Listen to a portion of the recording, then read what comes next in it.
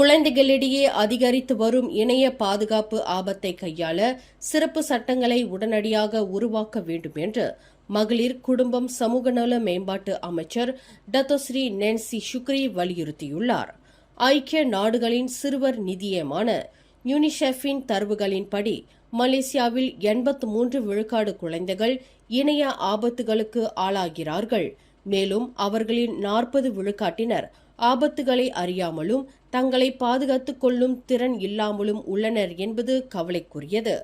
குழந்தைகளுக்கு எதிரான இணைய அச்சுறுத்தல்கள், தனியுரிமை மீறல்கள், தகவல் முறைகேடல்களில் இருந்து அவர்களை பாதுகாக்க இந்த சட்டம் அவசியமாகும்.